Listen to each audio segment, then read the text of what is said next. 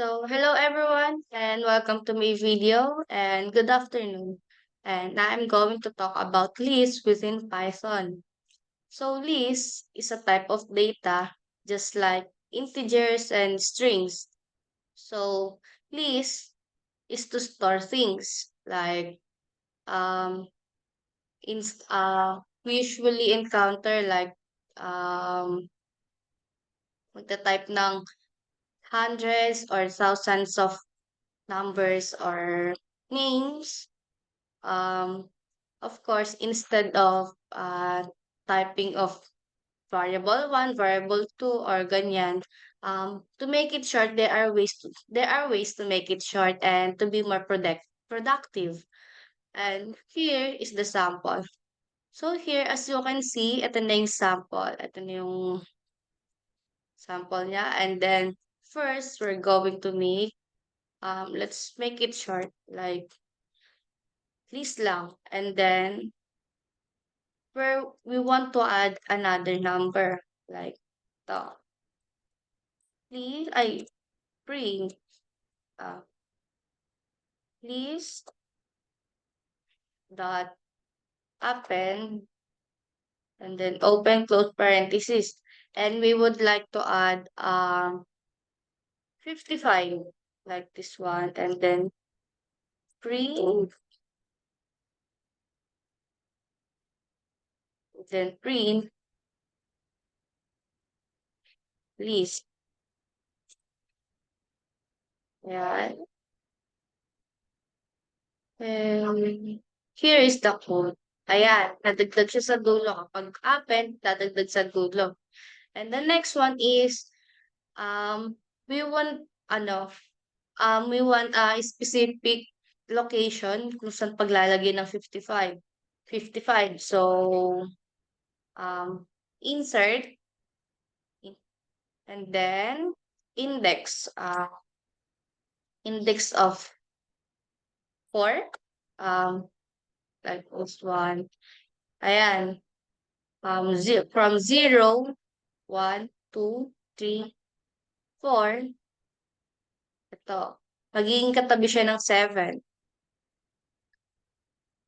Ayan. Nadagdag yung 55 katabi ng 7. Kapag gusto naman natin mag-remove, ganito lang din. Remove. Wow.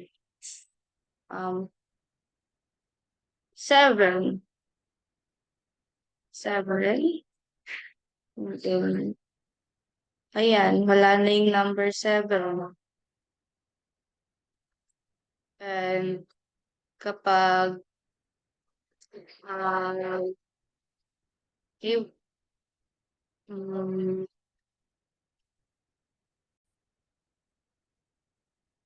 and before mag-remove, gusto natin mag-print ng specific number, isang number lang. Like this, list, um, list, and then index, ilan, like 4 or 3. Magsho-show yung index ng pang number 3. This one. Ayan. Ayan yung pangatlong index. Ayan yung magiging lalabas. Kapag sort naman, after nyan is sort, we want from from lowest to highest or descending to ascending. Ito, list that sort, yun. And then, print list. And then, ayan. Ayan. So, ibabalik natin since nawala yung nasa screen ko. Like, 2, 5, 8,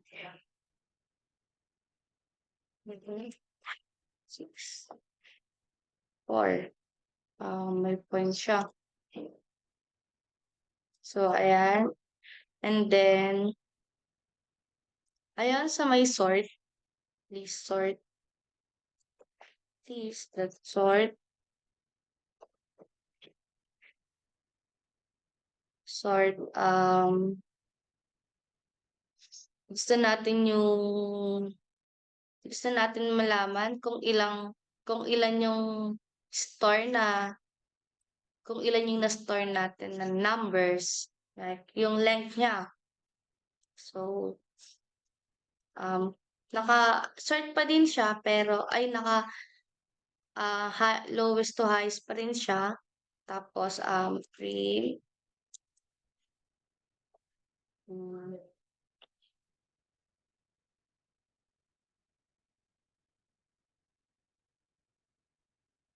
arrange numbers, and its current length. And then, list natin, um, wait lang.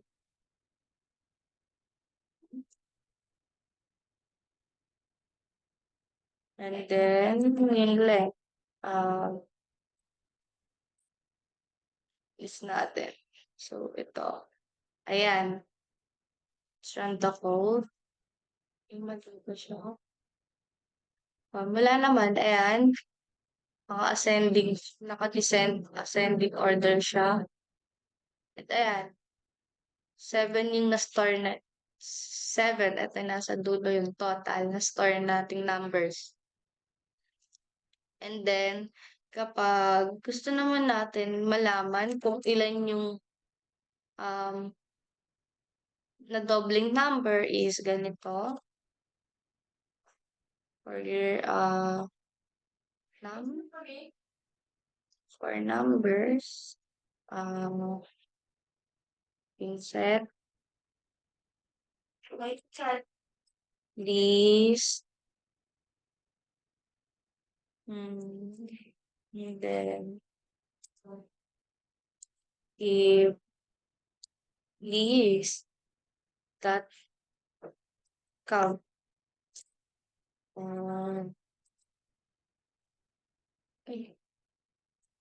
num, ano pa ba kulang dito? Yun. One, and